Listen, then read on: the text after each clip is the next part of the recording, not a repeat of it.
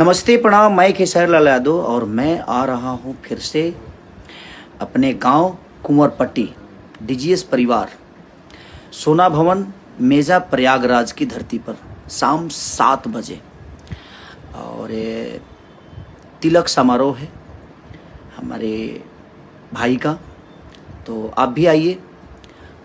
28 नवंबर 2024 आप सबके प्यार के लिए मैं आ रहा हूँ, आप भी आइए और उस परिवार का शोभा बढ़ाइए और हम मस्ती करेंगे खूब। यूपी इलाहाबाद प्रयागराज।